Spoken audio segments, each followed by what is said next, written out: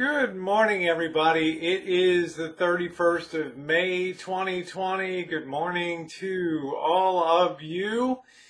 The end of a very tough month and a very tough year of 2020. I think that we could all agree with that. We got the triple play of forces at work here. Of course, we have the COVID-19. We have protests that are racking the nation, and in addition, we have a very bleak economic background, sort of a triple play of things that are adding up to not a very good summer coming up, in my opinion, especially when the heat and humidity start to rise in some of these major cities. I think that you're going to continue to see a lot of unrest, unfortunately.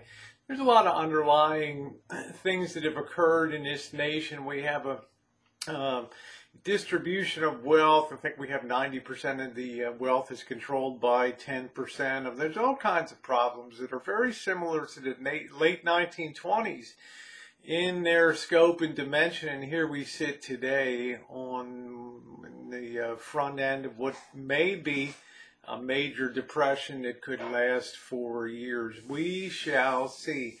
In the meantime, though, reflecting on a weekend and looking at things first person and being down on the street level in a place like Oakland, I can tell you there is a feeling in the air of great unrest, and I saw it unleashed on the streets. I saw the responses, the tear gas, the flashbangs, and ended up being tear gassed myself 4 times on Friday night. But I don't regret that, because it gave me a chance to really experience something like that in the first person, being right there as opposed to watching it on the screen. And you have a different idea of the dimension. You have a different idea of the personalities that are involved.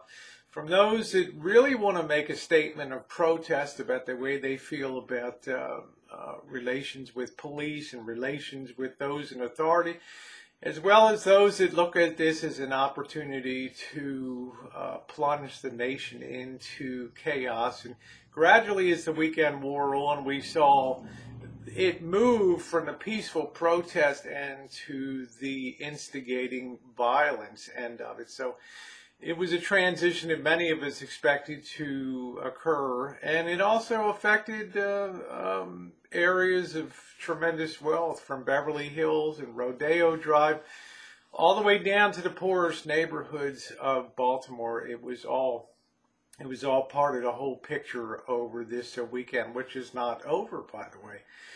It's going to continue watching, at least on my part. There's something about covering things by being there that I think is it communicates a lot more directly to people, and it allows them to have a sense of not being up in helicopters, not being sitting in a studio over commentating, but being out there and getting the real pulse of things, as well as the destruction and the aftermath that took place as we retoured Oakland on yesterday morning, to look at the damage that was done. It was sad indeed to see some of those grand old buildings tagged, and hundreds of windows smashed out around Oakland, stores looted, cars burned, people killed. A very, very tough scene.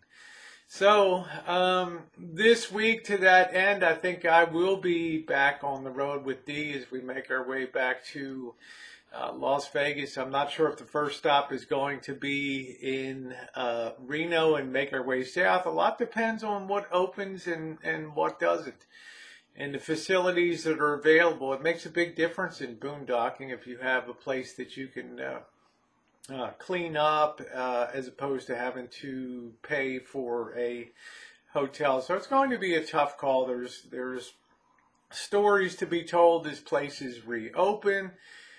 There's more stories to be told from the street, and I look forward to doing that. And also, for those of you who enjoy its cinematic features too. Lastly today, oh my goodness, the legendary selfie stick.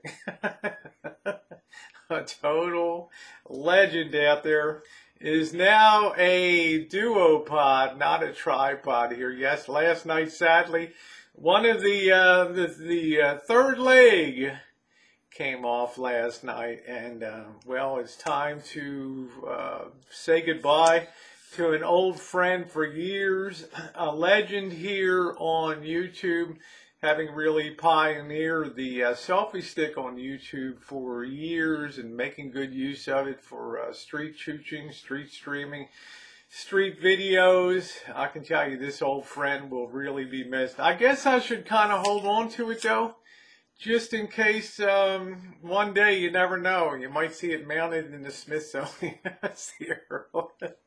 America's premier chooch gal.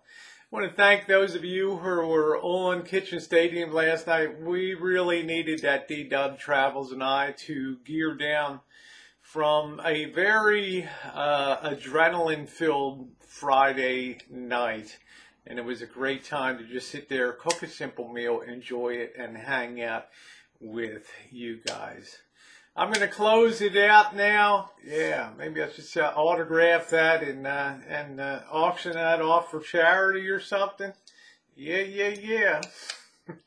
All right, guys. Have a good Sunday.